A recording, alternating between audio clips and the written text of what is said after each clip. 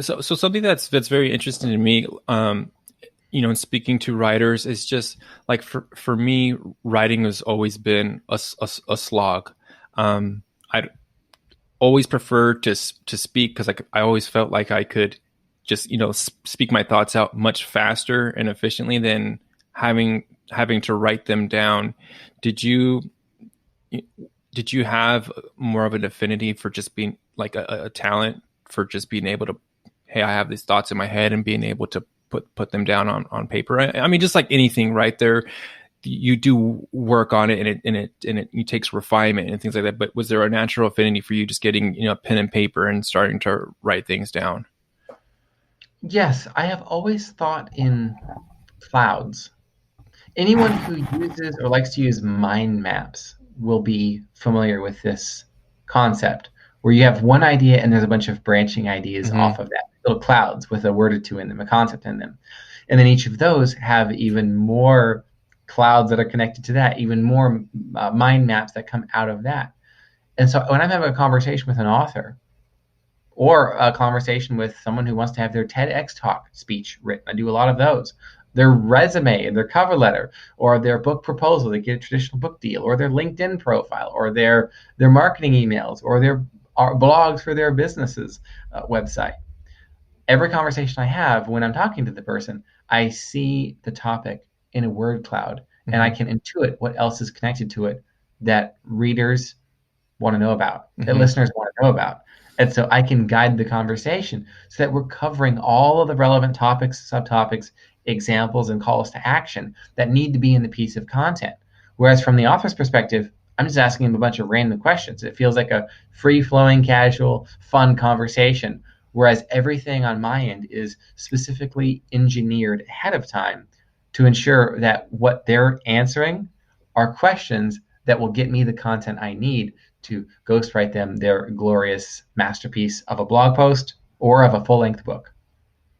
How, like, so if you go back to, you wrote your novel and then you had the friend say, can you help me ghostwrite? Did you kind of have in your mind, this is kind of the way I want to do it, or it was like, hey, okay, let's kind of talk, and they kind of put all their thoughts down and you kind of had to figure out from then, and kind of learn how to ride the bike, so to speak, uh, on your own. Yes, yes. I seem to have, as I said earlier, an affinity for writing, Mm-hmm. for the written word. And I didn't know that that was special at Mm-hmm. all. I didn't until college.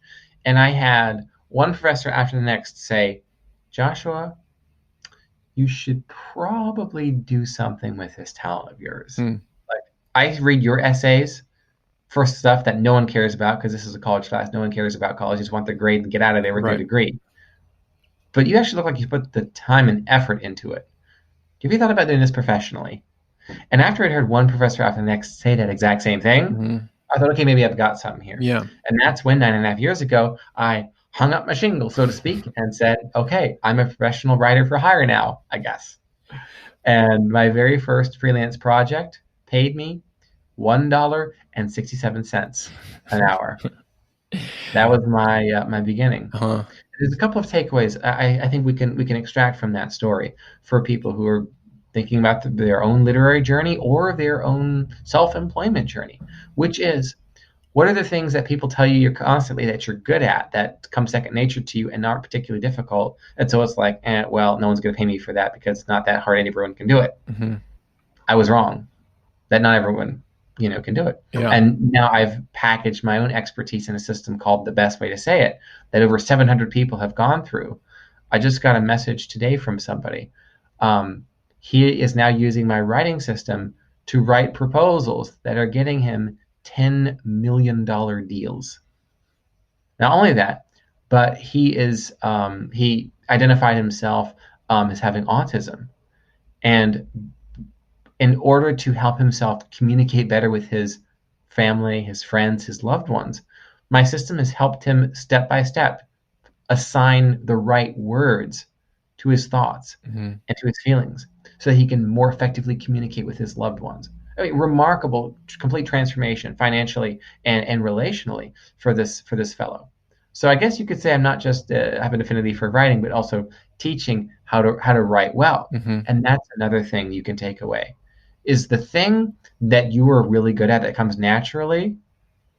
Begin to look for ways you can get paid to teach other people Hmm. how to do that. Just see how much they'll pay for it. And it might be $10, might be, in the case of the best way to say it, it's a $99 program, right? Hmm.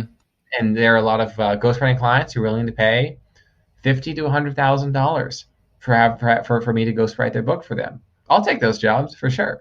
But it was the meager beginning of $1.67 an hour that confirmed this is a direction you can go in. So I had officially gone from writing essays for free. Actually, no, losing money because I'm paying the college Yeah, that's to true. write these essays. So I'm going from losing money on my writing to with my books, not making anything initially, and then making some money for every copy sold. And not only that, but on top of that, in a position where I'm actually getting paid to write for someone else. That $1.67, I tell that story everywhere because that was my green light to keep going. Hmm. Will someone pay $16.70 an Right. hour? Will they pay $167 an hour? Will they pay $1,000 and 600, 1,670 an hour? Like, just keep going and see what can happen here. And so that's been the adventure of my business ever since those very small beginnings.